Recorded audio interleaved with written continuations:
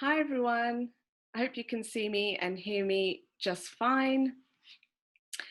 Thank you for joining us and welcome to the Pink Dynasty information session. I'm Amira and I'll be your host for today. I was previously on the Pink Dynasty program in 2016 and now I'm a member of the management team, and so it gives me great honor to host this session for you today as we kick off our recruitment campaign for the 2021 Rising Star program. The information session is an important part of Pink Dynasty and officially sees the opening of applications. It pains us to hold this session online this year, as we usually hold this in person and hosted by one of our partner organisations. However, we hope to reach more people than we normally would. Also, we've put in a lot of planning and thought behind this session. So we hope that you walk away not only well informed about PD, but enthused and inspired. Before we jump straight in, a few housekeeping items. Please note this event is being recorded, so we'd appreciate if you can keep your mics on mute. We'll be using the chat box function on Zoom to take any questions. So please, we've got a session at the end for Q&As, but feel free to post your questions as we go along the session, and we'll try and answer as many of them when we get to Q&A. And last but not least, please be engaged and tag us on Instagram at pink.dynasty. A quick run through of the agenda for the next 90 minutes or so. We'll start off with a kickoff activity. We'll then go on to hear a bit about Pink Dynasty, and then we'll be held a master workshop on the topic of finding a job during a global pandemic, which we couldn't have had a more timely topic. We'll then go on to hear from previous PD mentors and alumni, and then we will hear a bit more about the program and then take some Q&A. Okay, so we can start off with the Mythbustin activities. So it'll be a true or false poll. So we'll be using the Zoom poll function, which is completely anonymous. So please feel free to answer as truthfully, honestly as possible. So we have 4 questions. So the first one is, men are better at negotiating salaries than women. Okay, so I'm going to launch the poll and please cast your votes. I'll give it a couple more seconds. I think everyone has casted their votes. Okay, let's have a look at the results. So pretty even, to be honest, but the majority say false. Let's have a look and see if it's actually true or false. And in actual fact is false. So the HBR found that women are just as skilled at arguing for a pay rise as men when given the resources. So the second one is, female-led businesses are less profitable than male ones. So I'm going to launch the poll for this one now. Please cast your votes. Okay, let's see the results for this one. This one is a clear winner for this one, and let's have a look. And this one, in fact, is false. A Credit Suisse report found that the shares of companies with more female managers deliver higher returns and is correlated to stronger revenue growth. Okay, we can move on to the next one. So this one, BAME workers in London earn 1.4% less than their white counterparts. This one's an interesting one. I will launch the poll now. Please cast your votes. Okay, let's see the results. Okay, so most people think this is true. Interesting. Let's have a look. This one, in fact, is false. BAME workers in London earn a staggering 24% less than their white counterparts. The 1.4 percentage is actually the case in Wales. I was really surprised when I found out this one, to be honest. We can move on to the fourth one now. So in 2019, women made up 24% of the core STEM workforce in the UK. I've just launched the poll. Let's see what people think. This one again is a very interesting one. Okay, so not a clear winner, but yeah, most people went for true. And let's see, this in fact is true. As of 2019, there are now just over 1 million women in core STEM, representing an increase of just over 350,000 in the last 10 years. So that now means that women make up 24% of the core STEM workforce. I was really surprised by this stat, to be honest. But, you know, we love to end on a high. So thank you for participating in our icebreaker activity. So now we can pass over to Emma Deanfield, who is a board member at Pink Dynasty, who can tell us a bit more about the Pink Dynasty organisation as a whole and also the Rising Star programme. Emma, I'll pass over to you. Thank you very much, Amira, and for starting this evening's session so well, and thank you to each of you for taking some time out of your week to join us. As Amira said, my name is Emma, and I'm one of the Pink Dynasty directors. I've been involved with the programme since it began. In the first year, I was a mentor, and then following that, I wanted to get more involved, so I became a member of the management team. I'm going to be talking a bit about the Pink Dynasty programme to give you a sense about what we're trying to achieve and how we can help talented young women such as yourselves on your career journeys. So a bit of background, Pink Dynasty was started by my friend and colleague Adiola in 2014, as she saw that often to succeed in careers such as banking, finance and law, it was not just about having great A-levels and degrees, but also about having the right contacts, who could give you advice about navigating that particular world and sometimes even your first foot in the door.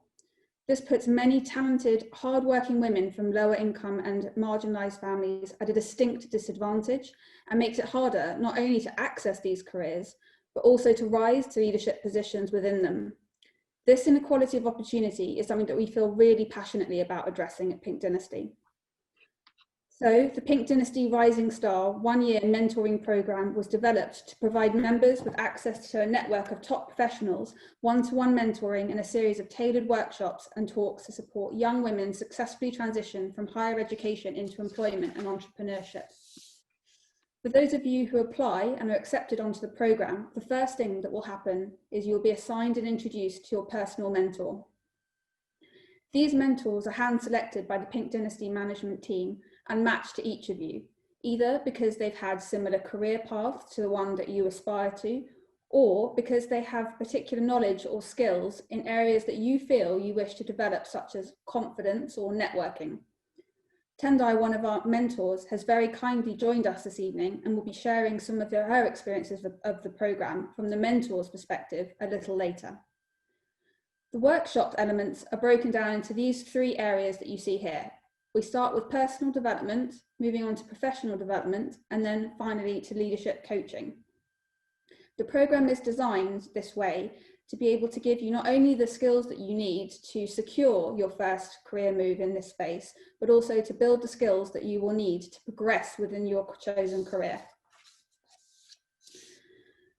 The workshops will cover areas such as first-class careers advice, training in key employability skills, such as the Takes to workshop my friend and colleague James will be doing later in this information session, understanding your strengths in order to get ahead, delivered by our patron Geraldine Haley, and personal branding, as well as sessions on key life skills such as wellness, stress management, and money management through our partnership with Experian. You'll also get access to job opportunity referrals that the Pink Dynasty team or our partners are made aware of. Next slide, please, Chloe. As a member, you will also be part of our growing PD family, which is a network of like-minded, talented men and women who support each other long after you graduate from the one-year programme. We're proud to say that to date, we've supported 120 women since we started from 12 nationalities. A little later, you'll be hearing from 2 members of our PD alumni about their experiences of the programme. Our ethos is to lift as you climb, and our members continue to be very involved in the programme, either as speakers, like today, mentors to new cohorts, or as members of our management team, like Amira, Chloe, Sandra, and Nuria. This personalised approach to running the PD programme means that we are only able to offer places to 15 to 20 women each year. We therefore require members to commit to ensuring that they fully engage with the programme. This means they must attend core workshops and respect their mentors' time. All of our management team, workshop facilitators and mentors volunteer their time, and we've been able to secure the very best because all of our members are dedicating to getting the most out of the programme. So we ask that you make sure that you're able to make this commitment before applying. As a result of the current COVID pandemic, as Amira mentioned, we've unfortunately had to move our programme online. But this means that hopefully it will make it easier for our members to join remotely to all of the sessions from wherever you're based at your current time, and the sessions are delivered after 5 p.m. to allow members to attend. We're incredibly proud of and grateful to our growing list of sponsors and like-minded partners. These vary from individuals, groups, all the way through to some of the larger organisations that you see listed here. The programme is always responding to the changing job environment, and we are expanding our focus from typical city careers to those in emerging areas such as tech and engineering. You may well have seen or joined us for our session yesterday about a career in tech for non-techies. We understand that with the long-term impact of COVID still uncertain, now more than ever, many of you are unsure about how to prepare for and to secure the right career opportunities for your futures. We want you to know that you're not alone. Whilst we have limited spaces on the programme, if you are not successful in securing a place, we will be running other sessions throughout the year that are open to non-members. So please make sure to follow us on social media, Instagram and LinkedIn to make sure that you get notified of these as they happen. We will have time for Q&A at the end, as Amira mentioned, but if you have any further questions after this evening, there is more information on the programme and our events available on our website, or feel free to email us at the email account at the end of the presentation. Over to you, Amira. Thank you so much for that, Emma. And as we covered in the Mythbuster activity, the stats and evidence is there for us to see that it does take for extraordinary women to empower and run extraordinary businesses. And that's one of the key elements and why Pink Dynasty is so good at what they do, because they really do understand this and want to help women achieve their potential. So now we can move on to our master class, our workshop on finding a job during a global pandemic. And this will be facilitated by James Manders, who is a recruitment specialist with over 10 years experience and a long-time supporter of Pink Dynasty, currently serving as a non-executive director. James will be facilitating this workshop and giving us plenty of tips, so make sure you've got a notepad and pen at hand. James, I will pass over to you. Hello, ladies. I hope you are all well, and I hope that you can all hear me too. First of all, I'm just absolutely thrilled to be here today. Very excited, as always, to be a part of the programme. This is my 4th year invested in the Pink Dynasty, and part of the reason why I seem to be always wearing pink quite frequently as well. So today, I was asked to provide some assistance in how you could potentially try and find some work while this horrible pandemic is sweeping the world. So just a bit of stats just before we get cracking. At the start of this year, I think there was about 3.8% unemployment here in the UK. They anticipate by the end of the year it's going to be 10%.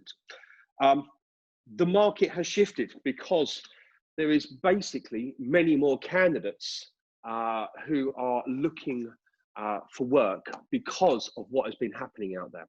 However, However, good candidates are still getting jobs in this market. I own a recruitment business, and actually this month, in 5 years of operating this business, is my record month, which just indicates that at this present moment, there's a lot of things going on. So hang in there. You know, don't read all the things that you see in the tabloids, because good, talented individuals are going to get good jobs. So the pandemic has changed many ways of how to find a job. Let's not forget here that the global economy, the working conditions, and even applying for work is very, very different now. Ladies, it is a full-time job finding a job, especially as you start your career. Now, let's look at the facts. Most jobs now are available online. They say about 75 or 76% of all jobs, their candidates are found via online resources. So let's be fair, we're all going to now have to be a bit more tech savvy. Try explaining that to my mother and father. You also have to be very well connected, and you have to network really well to get a new role. It's become a lot harder for people to impress, to try and get an interview. Because let's face it, if we're using technology to get roles, there's a lot of algorithms in the background that are choosing whether you get selected. So we've got to play the game on how we can get through those doors. But look, as we look further, people are now considering other things like their health and their personal situations more. People are now thinking, well, how do I get to and from work? How do I travel between tiered environments? You know, more people are now requesting for jobs to work from home. You know, the sudden rise of availability of roles to work from home is certainly becoming more desirable. You know, people are now having to look after kids at home. Oh my word, if you've got children running around whilst you're trying to do a job, quite hard work. Or sometimes you might even have to look after elderly family members. So it is the other way too. You know, this can actually affect how much time you have in work, and people are now thinking, is it money I'm chasing, or could I do with just being able to get away half an hour early? Because obviously there's more strenuous things happening. So, you know, some people have even moved house to accommodate this. But look, let's look at the facts. Interviews are definitely being conducted in more remote environments. Today, we are doing this via our remote environments. You know, industries have changed as well. Let's think about the poor actors and the actresses who can't do their jobs and stand up on stage right now. But let's also consider how a delivery driver for Amazon is now one of the most prominent jobs being hired at this stage. Who would have thought? People are now having to reskill. People are having to do new things to get new roles. So there is a lot more hiring for people who want to do a job who not necessarily have done that job before. Can I have the next slide, please? So here it is. The most important thing that you can do before you start looking for a job is plan how you're going to do this. If you're a fan of going shopping in a big supermarket, sometimes you probably need to write a list of all the things that you need. Well, guess what? Let's do the same with your job search, okay? And in planning for the eventuality is exactly what needs to be achieved. So, first things first, when you're starting to look for your first role, you've got to make sure that you network, okay? The people who know you best are the people who are your friends and family. They are the people that will be able to recommend you to opportunities if they hear of them. So certainly start reaching out to the people who you love and trust first. Now, as I mentioned earlier, most recruitment is now done online. So you've got to make sure that you upload your details, and I'll come on to the details shortly, to the various different types of websites that are available. Now, as you can see on your screen, I've listed some of the ones that I think which could be most relevant. The more national focused websites are places like Reed, that's Monster, not Monster, I'm afraid, Total Jobs and CV Library. They seem to be the big four in the UK at the moment. There is an interesting one which I've thrown in the mix here, which is called Indeed. I'm not sure if you guys are familiar with it, but it's the Google of online recruitment tools. So what they do is they search every single platform, whether it be a company's own website, but also the other listed websites too. So actually by registering on Indeed could be a great place to set up some searches and some email alerts. Now, If you're specifically looking for a type of job, then also make sure you are signing up to specific websites. So my market is financial services. You can see that I put eFinancial Careers. Okay, that's a great one if you're looking for a job in financial services. Yesterday, we hosted an event on women in tech. Guess what? There is womenintech.co.uk, which is a website specifically designed to help women get jobs in technology. As an example, I'm sure you guys all know how to use Google to achieve that. Now, other things that you can do to make you be ready, do some courses. You know, there might be some, you know, you don't have to spend money here, but even if you look at LinkedIn Learning, there is some great courses online there. There might be a book of someone who's very relevant you can read, some courses. Try and educate yourself further. You know, as you go through the interview process, that's a great thing for you to talk about. Now, look, ladies, let's be fair. You know, at this present moment in time, LinkedIn is probably the best place to try and get a job if you're going to do anything online. You've got to make sure you've got a kick-ass LinkedIn profile, okay? Now, what does that mean? That means you've got to have a super smart, professional photo. You've got to make sure you save your CV on there. Make sure you have updated your profile fully, okay? And actually try and connect with as many people as possible, but not just everybody. Connect with the people who are in your space. There are plenty of groups that you can follow to keep up to date on your sector as well. If you're thinking about applying for work in specific companies, maybe you want to work in social media and you want to maybe apply for Facebook, try connecting with some people at Facebook as example.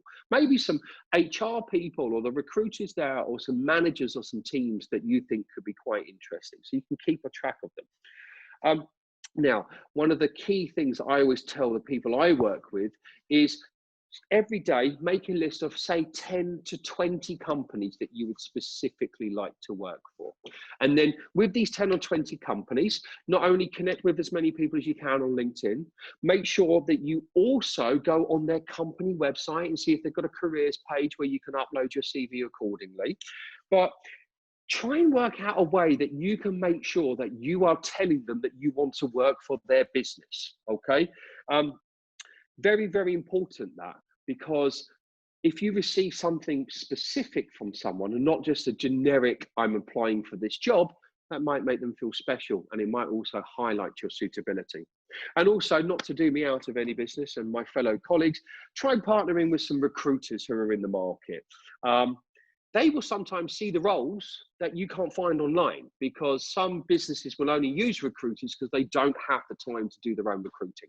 So definitely speak to recruiters. If you're at the entry level of your career, then you need to think and find recruitment consultancies that specialize in grad or entry level roles. If you're looking to get into technology, as example, find recruitment companies that specialize in technology.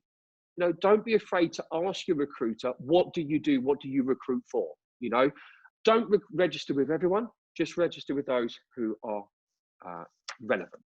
Now, let's move on to James's top tip. Now, I really designed this tip for LinkedIn, but the more I think about it, this can actually work on Instagram. This can actually work on Twitter, as example, or any major social media platforms that you might use. Okay. So my top tip is start connecting with people in your industry and start engaging with them. So look, let's have a think here. There are plenty of influencers out there, okay? You can search Google for things like, who are the top 100 women in tech, as example. It'll give you a list of them all. What you want to now start doing is you want to start following them. Now, don't badger them. That's not the point to start doing that. What you want to do is just start commenting. Start liking their posts, start sharing their posts, so they start getting an awareness of you, right? And then what you want to do is gently start commenting on these posts and saying, I really like this, I found this very informative, as example. What you will then start finding is they will start engaging with you, and it will also give you a chance to start understanding them, and maybe even understand how they reach their point and why they are one of these top 100 women in tech, as example. However, the most important thing that you then do with this information is reach out to them. okay? Now, this is not just going to them and saying, have you got any jobs? Which, let's be frank, most people are going to try and do. But if you start by saying, I shared your article on this the other day because I found it fascinating for this reason, how do you go about finding the time to write these articles? Or do you find that all of your employees are doing similar things to this? You know, you can start being creative, not necessarily provocative, but saying things like, I found this post quite exciting. Now, look, they're busy people and they're not going to come back to you straight away. But what they might do is they start talking to you about how you can have careers with them. And actually, by the point that you've started understanding them, you started following them, they'll see that you've engaged with them. All of a sudden, you're head and shoulders above the competition. What's the worst that can happen?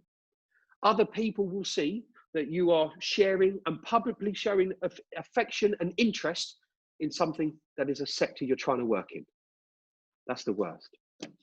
So what do we need to do to get to the next point? We need to make sure that whatever happens, you have a CV and a cover letter ready. Now, a cover letter, some companies don't read them, if I'm very straight with you, but I think it's always good to have one.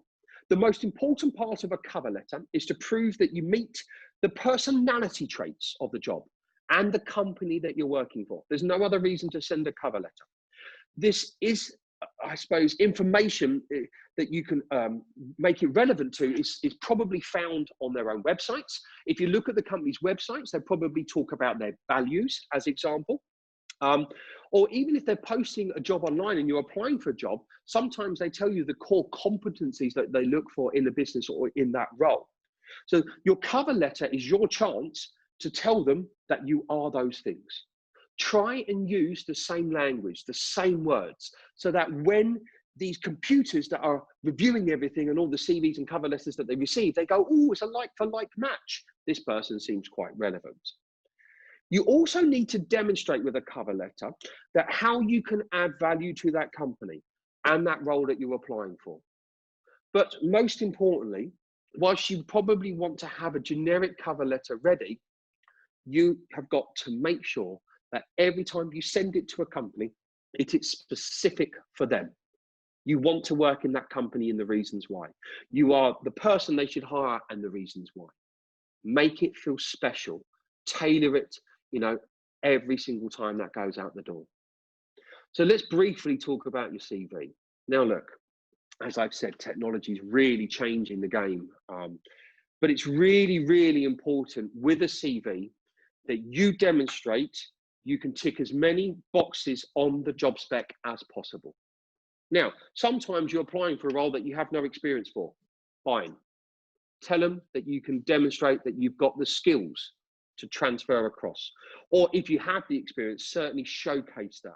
As I've said in the cover letter, use the same language as they are using.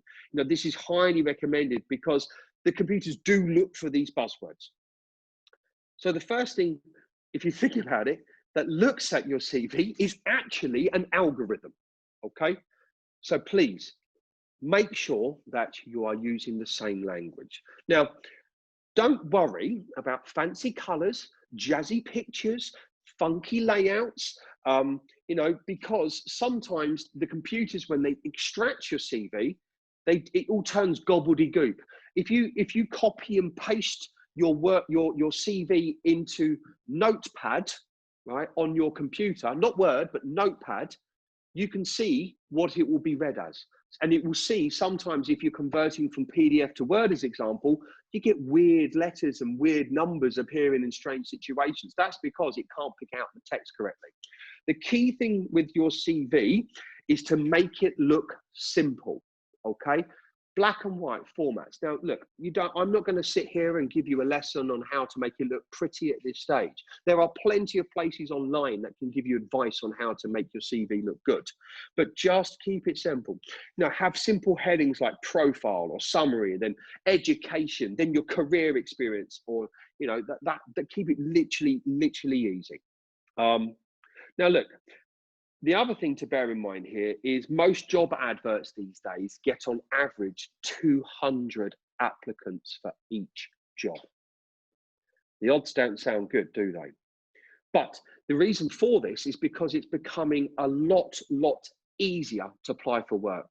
If you've got a LinkedIn account, you can click with one button and it just sends your LinkedIn profile off. It means that within 5 minutes, you can actually apply for about 20, 25 jobs.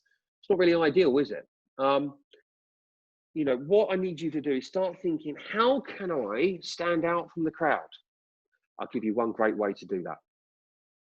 Why don't you send your CV in the post? Simple, isn't it? Someone actually receiving a letter on their desk, and they open it up, it's hand signed, and they say, God, this person has taken the time to actually write to me in such a digital age. That is the easiest way for you to stand out in the crowd. And of course, ladies, don't forget to check your spelling and grammar. There's nothing worse than receiving something illiterate. So as we move on, the last part of my session here, we need to talk about how interviews are very different. This conference is very different today. So many people make so many mistakes when it comes to virtual interviews. You know, your interview, if we look at this, is your X Factor audition. You've got your chance to stand up on stage and sing. So let's run through a few things to consider here. When you set up before a meeting, okay, have a look behind you. The last thing they want to see is last night's dinner in a bowl or your dirty washing hanging out, okay? Let's think about the space behind you. Keep it simple, keep it plain, or if there's something specific that you'd like to talk about, then do so. At home, I'm a big Arsenal fan and I'm a Formula One fan. So on my wall behind my camera, I have some autographed memorabilia. And actually, sometimes when I talk to people, they go, oh, I didn't know you do that and do that. It's actually becomes quite a nice discussion point and people can see what your hobbies are. Make sure you're dressed to impress. No one wants to see you in your pajamas, okay? And that don't mean just the top half, because somehow you'll end up standing up and next thing you know, you're in your pajamas in the bottoms, right? Make sure you look the part. It's still an interview, okay? Oh, what can also be worse than you're not ready, okay? You've signed on, your video's on, okay? You're waiting. They're a couple of minutes late. You just walk away to go and get your cuppa, and you come back and then you're sitting down, you're spilling your cuppa over it. No, sit there and just be ready, please. You know, things like making sure, is the technology ready? If you're using Zoom, is it installed? Have you checked your microphone? Is the video working? Do a trial run. Do it the day before, an hour before. Just do it before. Make sure that when you join the call, you are not watering your plants, right? You are sitting there ready to go. Now think about your lighting. The other thing which people make a big mistake is they sometimes put their videos in front of a window, which sounds lovely if you've got a nice view, but not when the sun's blazing in, because all of a sudden you've got this halo thing going on behind your head and you become a shadow.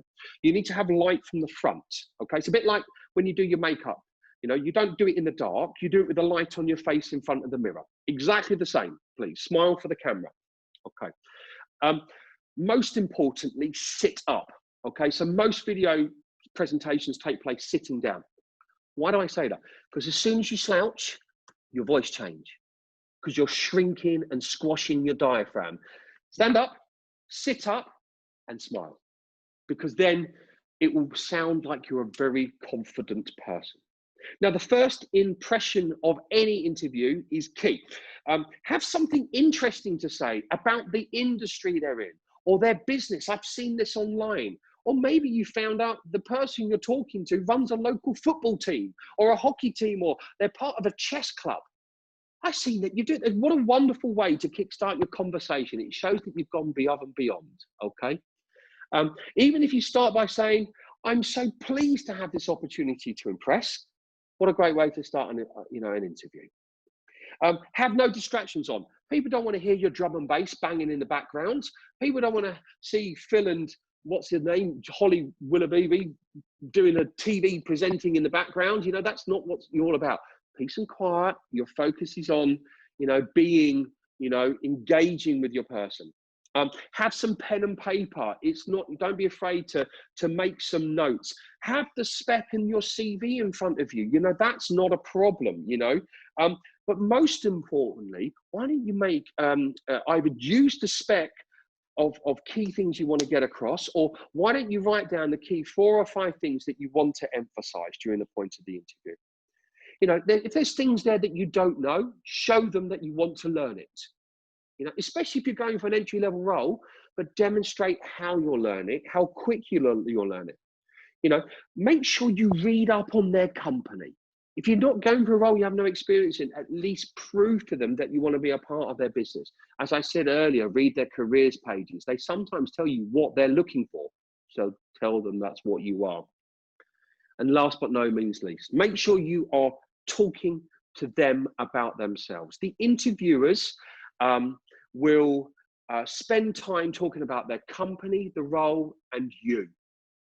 What do you like doing outside of work? You know, you've got to sit with these people. What do you like to do to keep yourself interested? What are your hobbies? Get to know these people. You could end up sitting next to these people every single day for the next 5 or 10 years. So make sure you like them. And actually, that will give them a chance to ask you the same questions and have some cultural fit. Now, before I let you go, I'm going to draw your highlight to 2 separate websites, please. First of all, Job Help from the Job Centre Plus is an amazing website that the government has put together during the pandemic to help people like yourselves be ready. The website is jobhelp.campaign.gov.uk. Please, I encourage you to have a look at it. It's really useful. The other thing I'm going to ask you to do is, if you have any preparation assistance that you require, find me on LinkedIn, because I've wrote 10 articles on there on how best to prepare for interviews, how to prepare a CV, and how to be ready. So hopefully you found today quite informative, bit of a snapshot, and we hope that you enjoy our program. Thank you so much, James. I certainly took a lot from that session and learned a lot, as always. But most importantly, I have to say, is the fact that you're an Arsenal fan. We've known each other for so many years, and I never knew that. The right side of North London, apparently. Indeed, indeed. Okay, I certainly am. Exactly. So we've had a few questions come through, sure, through the private chat, and also a few shared with the group as well. So we'll start off with one specifically to do with building a network. So the question is, what if I have no network in the field I would like to enter? What is your advice to build out a network? So, as I mentioned earlier, I would definitely start with James's top tip. Find the influencers that you aspire to be. Okay, that is a great place to start, because not only will you start impressing them, as I mentioned, but you can then start trying to find some people who work in their businesses too. Okay, that is really, really important.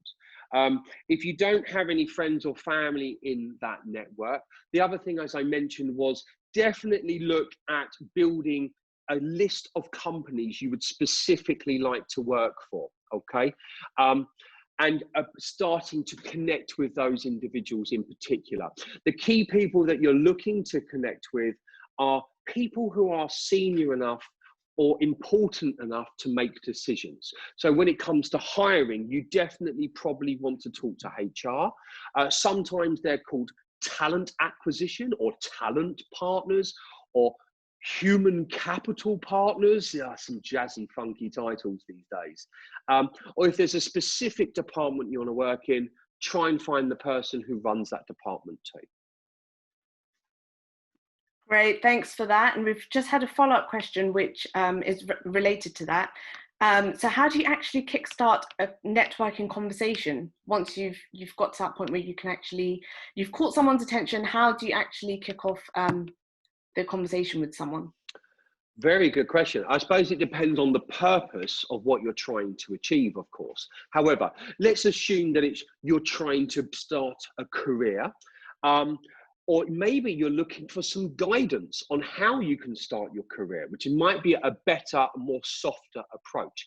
So sometimes if you go to people and just say, have you got any jobs? Sometimes people are a bit like, yeah, I get this all day long. However, what about if you turn around to the individual and say, I'm very keen to forge a career in your sector.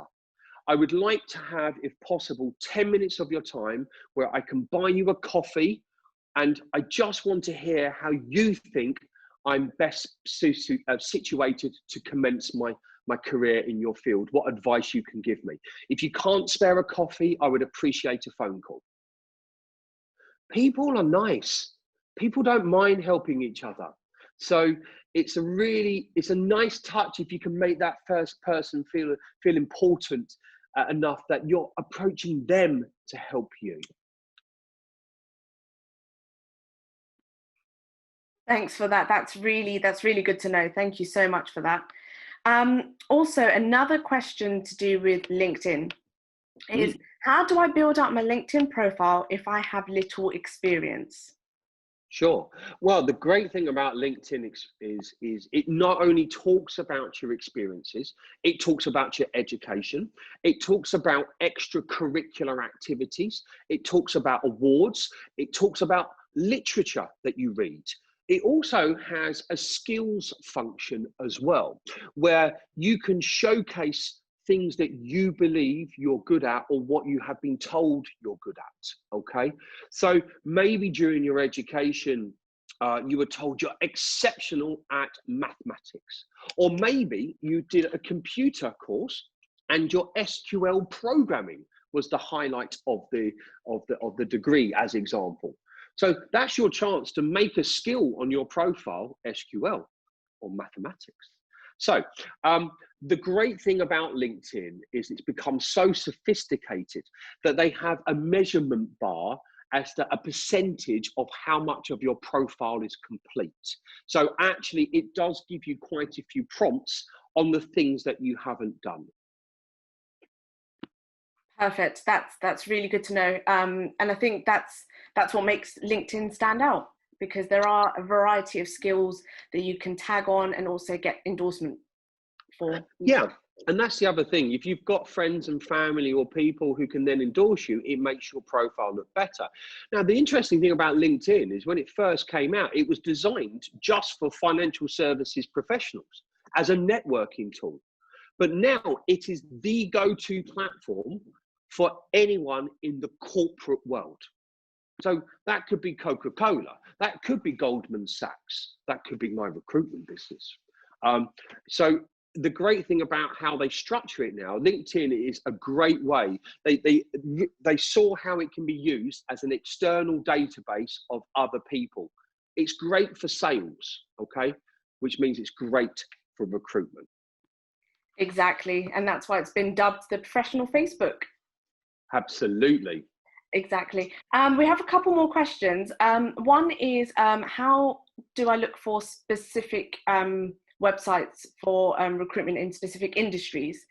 For example, pharmaceuticals. How do you know where to look for? Yeah.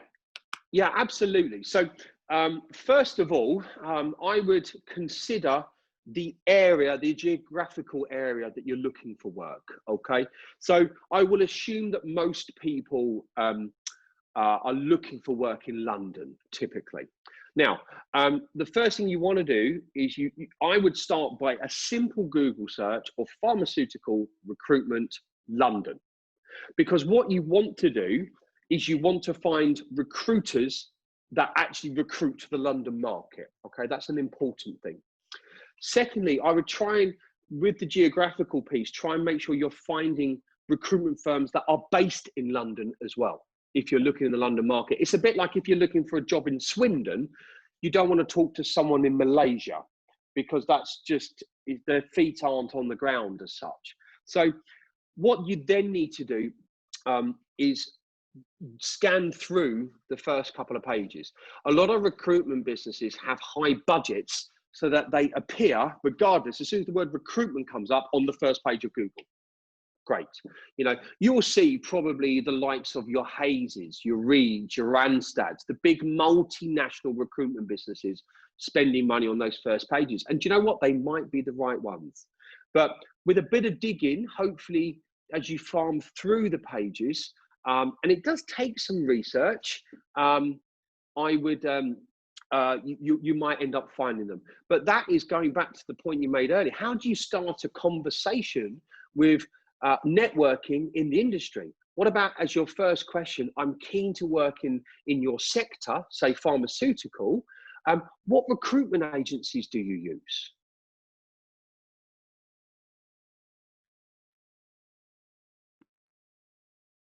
Yeah. You're thinking on that one, aren't you? Mm-hmm.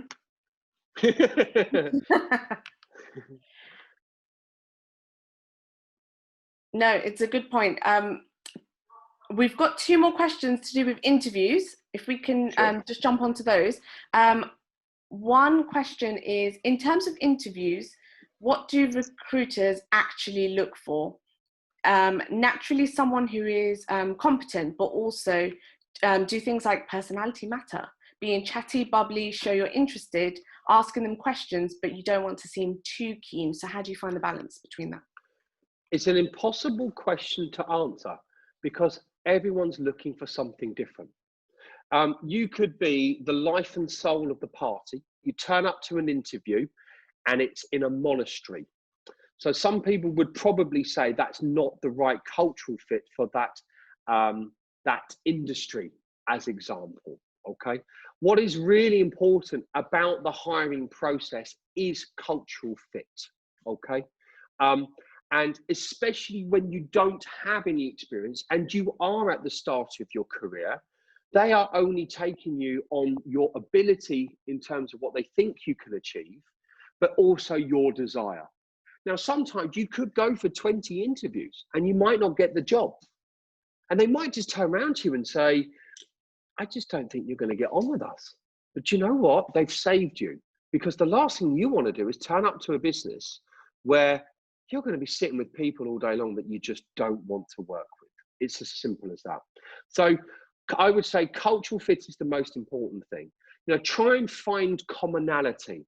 And don't forget, actually, that the interview process is good for you.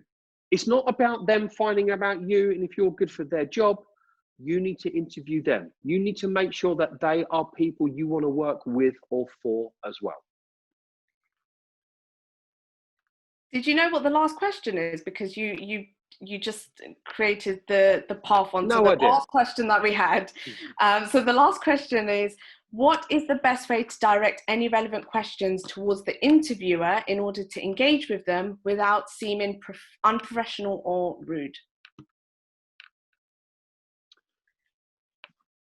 The best way to always answer every question is with an example. Okay. When you are questioned about suitability, desire, what do you know? Sometimes the wrong answer is to go, yes. Because they're going to sit there and go, but why? The best way that you can always be deemed to be professional is to have listened to the question, to acknowledge the question, and then prove with an answer. So as long as you demonstrate any question with an example, I'm pretty sure that you'll be absolutely fine. Great. Thank you so much, James. The workshop and the Q&A has been very helpful. So thank you so much for joining us for this session. Always a pleasure. Great. Thanks so much. So now we'll move on to hear some of the stories from previous Pink Dynasty alumni and mentors. So first up, we have Sophie, who was a mentee in the 2014 cohort and is currently the Senior Innovation and Digital Ethics Consultant at Sopra Steria. Sophie, I'll pass on to you. Thank you, Amira. Can you hear me okay? Yes. Cool. Yeah, so I'll just give a brief overview of kind of how I got into Pink Dynasty and what I learned from it and how it got me to where I am now. So I found out about Pink Dynasty through an email at my university. I was in my first year and I had very little idea of what careers existed, what I wanted to do, what might have been relevant based on what I'd studied.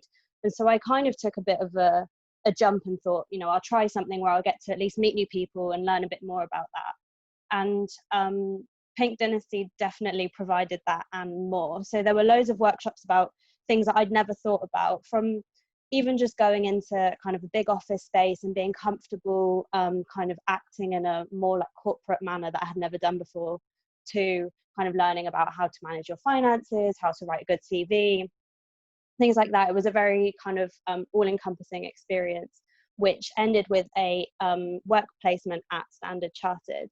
And that really enabled me to get a sense of what it's like to present in front of different people, to speak to people from different professions, and just to learn a bit more about what it's like as a woman in a male-dominated space, which is definitely something I've reflected on now that I work in technology, which unsurprisingly still has a big majority of men. And so I took a lot from the internship and also from the program as a whole. It really formed the basis of what I wrote my undergraduate dissertation on. And it's actually led me to come back to Pink Dynasty as a mentor. So it's been, 5 years since I finished the program. And really it's enabled me to reflect on kind of what I've learned in that time, all the different things that you need to think about when you're leaving university that, you know, if you don't have the right context around you, you might not necessarily know. But I'm also able to kind of be close enough to the process to remind me what it's like. And it's been so rewarding. So not only am I able to share things about what I've learned with my mentee, but she's also able to teach me loads about, you know, thinking about in different ways about careers and about what she's learning at uni. And she's so passionate about her subject that it really reminds me about what's important in the workplace. And so if I could say anything, it's that Pink Dynasty really has an atmosphere where both mentees and mentors are really dedicated to what they're doing in this program. And so for that reason alone, but also for the kind of different workshops and networks that you'll gain and work experience that you might get, it's massively worth investing your time in. So if you have any questions about either my time as a mentee or as a mentor, or about my job I'm doing now, feel free to put a message in the chat and I think we'll get to them at the end. So yeah, that's a bit about me. Yeah, that's perfect. Yeah, we will have a Q&A at the end, and also due to GDPR, we can't share any of the contact details of the speakers. So if you do want to get in touch with anyone, please find them on LinkedIn. Their names are on the slides, as you can see. So please find them on LinkedIn and connect with them there as well. Thank you so much for that, Sophie. That was really helpful. Thank you.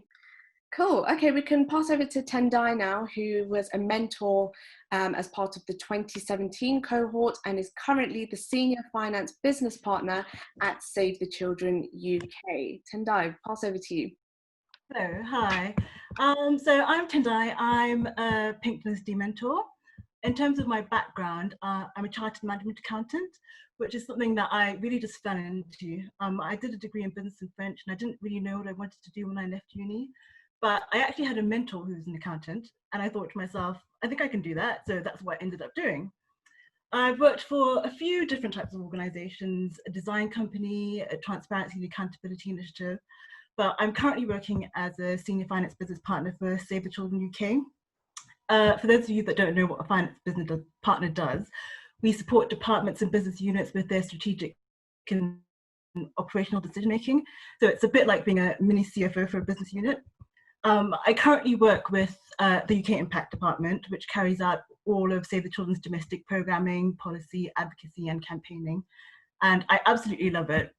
At a time when 30% of the UK's children are in poverty, and that's increasing because of the pandemic, it's really inspiring to work with people that are making such a big difference. And I guess making a difference is what led me to want to become a mentor. So when I saw Pink Dynasty's program, I jumped at the opportunity. And it's honestly been really, really rewarding. Aside from the obvious personal satisfaction of sharing your skills and experience with a willing listener, I'd encourage anyone that wants to mentor to do it, because it's really given me the opportunity to reflect on my own career, how far I've come, where I want to go. It's also influenced my leadership and coaching style and the way that I manage my direct reports. I'm much more focused and considerate, I think, about taking people along with me. And Nuria, my mentee, has exposed me to new perspectives and new ways to approaching things. I mentored Nuria from 2017 to 2018. We would meet up probably more or less monthly. We'd go through things like interview tips and skills. I'd help her with her CV. I'd give her some guidance on personal development. I also managed to help her secure an internship as a finance assistant at a recruitment agency. But I think the thing about Nuria is that she really sees the opportunity. She would always come prepared with questions. And that would be my one tip for mentees. I think you just really need to drive the relationship with your mentor to make sure that you're getting the most out of it for you. Let me tell you a bit more about Nuria, because I think she is amazing. We clicked straight away. So Pink Dynasty definitely did a really good job with matching us. She was and still is so tenacious and enthusiastic. I don't think she'd mind me telling you that she didn't have the easiest start in life, but you could tell from the moment that you met her that she would have a bright future. She's a self-starter, and it's been wonderful to see her develop and transform. She's just become more polished, more knowledgeable, just really competent. She's actually recently graduated and has just started a new job as a risk governance analyst at a bank. And she's also on the Pink Dynasty management team. So she's carrying on forward the ethos of lifting as you climb. I was really proud of her, as I'm sure you can tell. She really is an inspiration to me. And I would say that we have become friends now. So I'm really excited to see what she does next. And I'm really grateful to Pink Dynasty for giving us both this opportunity. So that's it from me. If you have any questions, then please do ask them. Yeah, thank you. Great, thank you so much, Tendai. And I find it so interesting that you mentioned that Nuria possesses the trait of tenacity, because that is one of the key things that we look for in our Pink Dynasty mentees. So clearly Nuria is a living, breathing example of having that trait in her. So thank you so much for sharing your experience, and not only as a mentor, but what you've learned from your mentee, because menteeship and mentorship is a two-way street. So you also learn from your mentees, right? Thank you so much. Okay, and last but certainly not least is Noor. She was a part of the Pink Dynasty program in 2016 and has also done some public speaking engagements. She is going to share her experiences of the Pink Dynasty program and why you should apply. Over to you, Noor. Hi guys, can you hear me okay? Yes. Perfect. So I think I also came across Pink Dynasty at a university, during a university when I was just checking my emails. So I checked it out. It sounded really interesting because it was the first of its kind. So I remember attending the event, and we met the founder, Adiola, and we met this wonderful team that we had in the room that day, and they all seemed very excited. And I remember telling the founder that I was sitting in the audience saying, God really answered my prayers, because honestly, being a young woman and coming from a minority background, we already know about the obstacles that we could be facing when we enter the corporate world. And just knowing that there's an organization out there that is founded by somebody who has experienced those same obstacles themselves and is now so passionate about the cause that they're putting all of this together and creating this wonderful team to support other young women out there, just gives you hope, and it gives you so much inspiration and strength. So I personally dropped out of uni because I got really ill. So my route to a corporate career took a divergence. But I just really want to emphasize for those lucky people that do really get an opportunity to be a part of Pink Dynasty, the relationship that you're going to have with your mentor is going to be so special, because they're going to be trying to support you the best way they possibly can in your corporate career. So anything that you feel like you're scared about, or anything that you feel like you're uncertain about, your mentor is literally like your friend, but also your teacher at the same time. Any questions that you have, they're there to guide you and support you every step of the way. And even now, leaving Pink Dynasty, so now I was a mentee in 2016. I'm an ambassador now, but I'm still part of the group. I actively join the workshops, I attend any of the webinars they have, because I still benefit till this day. And even joining and just listening to other young women speak and hearing about their stories is a source of inspiration for me. And yeah. Thank you so much, Noor, for sharing your story. It's all right. And for the rest of the speakers too, it's always great to hear to hear from people who've actually been a part of a program, because it just testifies for itself. Okay, cool. So you've heard from a few of our great past members of Pink Dynasty, but those were just a few. Our Pink Dynasty alumni have gone on to work in incredible places. Just a few of these are included on the slide, and they've all gone on to do many wonderful things, and that's just at the start of their careers. So we look forward to continue to be part of their journey and to empower other women as they kick off their careers too. So you've heard a bit about Pink Dynasty. You've seen the types of things that we care about when we did the Mythbustin activity. You've had a taster workshop through James's topic, and you've heard from previous members. Now the big question is how to join Pink Dynasty. So in order to qualify for the Rising Star program, candidates must fit the following description as included on the slide. Be women between the age of 18 to 22, demonstrates a strong level of tenacity. Thank you, Tendai, for touching upon that during her talk. And ambition, in full-time education or training, actively involved in the community or volunteering schemes, and received or is currently receiving financial support from the government or other official entity.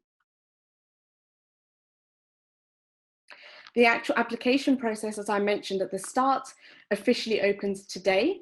So there's a Google form available on the Pink Dynasty website. So if you head over there and go to the page, Become a Mentee, you'll have access to the Google form. And this includes a space to answer a short essay answering, I want to join the Pink Dynasty mentoring program because, and what women's empowerment means to you. And it's a short essay, it's only about 200 words each. And you also need to include a CV and supporting documentation.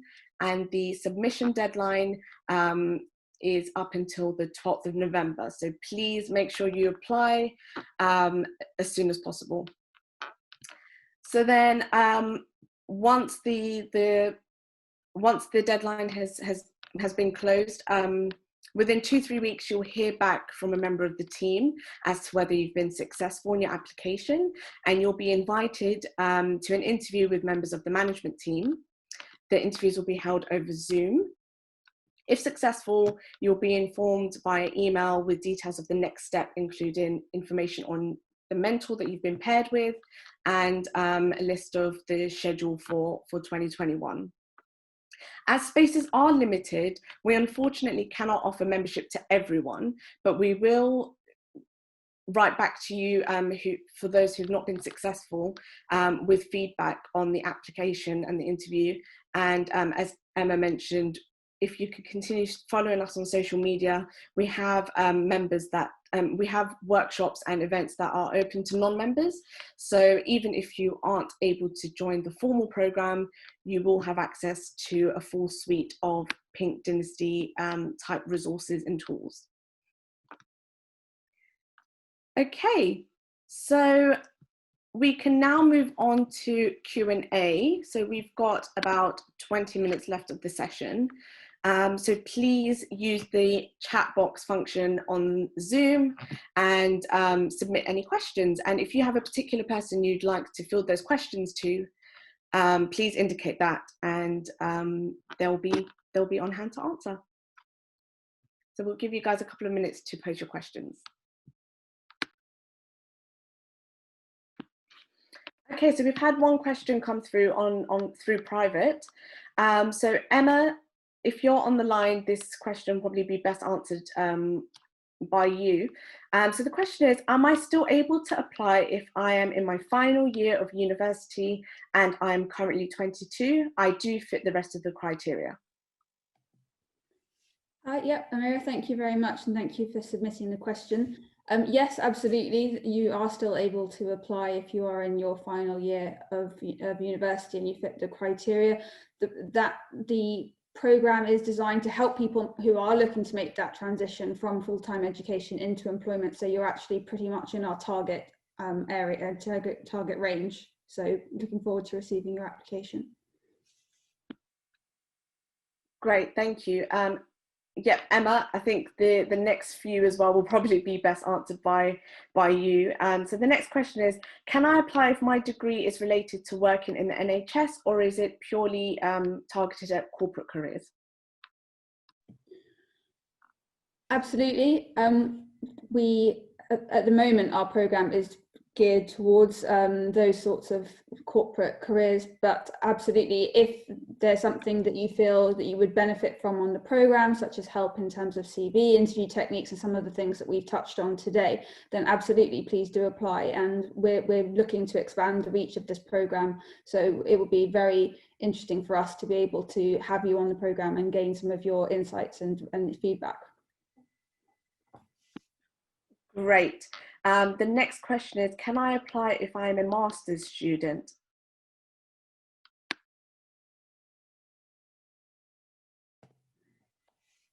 So yes, you can apply if you are a master's student who you feel would benefit from the types of workshops that we'd be looking to do in the mentorship. We are looking to build out a early career professionals program in the near future.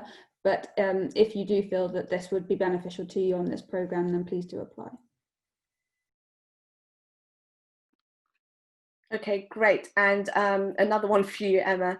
Do I have to tick all of the entry requirements, or majority of them? Is a majority of them enough to apply? So obviously it'd be interesting, or it'd be good if you could just let us know through the email to hello@pinkdynasty.org what exactly your circumstances are or the criteria that you don't meet. But typically we would look to have members meet all of the criteria that Amira outlined for the application. But do reach out to us and we can obviously provide any feedback on a personal basis if helpful.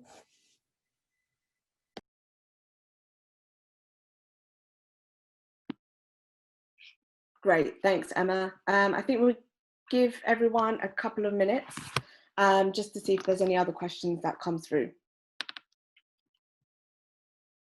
We've got a question that's come through for Sophie. Sophie, still on the line? Yeah, sorry, just took me a minute to get off mute. No problem at all. The question is, what was the most valuable part of the mentoring experience? And I think just for me to add on to that, how did it feel going from mentee to mentor? Yeah, so I'm actually still in the mentor program, so I probably would say something different at like this time next year when I've got more of a chance to reflect on it. But I think for me the most valuable thing is kind of being able to look back at what you wish you'd known and being able to share that. I think there were so many things I just like wasn't aware of, tiny things sometimes, that just kind of being able to see how just sharing like a small piece of information with someone can really change their approach, I think is very useful. And then, yeah, just kind of, I guess on a personal level, that feels very rewarding. Going from a mentee to mentor role, I guess it's been quite a while since I was a mentee, so I feel like I've changed a lot in that time. And just kind of seeing other graduates and working with other graduates who came into my organisation, it felt like the right time to do something like that. So it didn't feel too strange, but it was kind of nice to see myself on the other side of the seat and yeah, see what in that time and based on what I learned at Pink Dynasty, what I was able to share.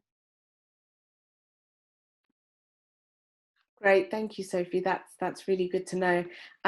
We've got a question that's come through in terms of this actual session itself. So as I mentioned at the start, this event is being recorded and it will be made available on the Pink Dynasty YouTube page.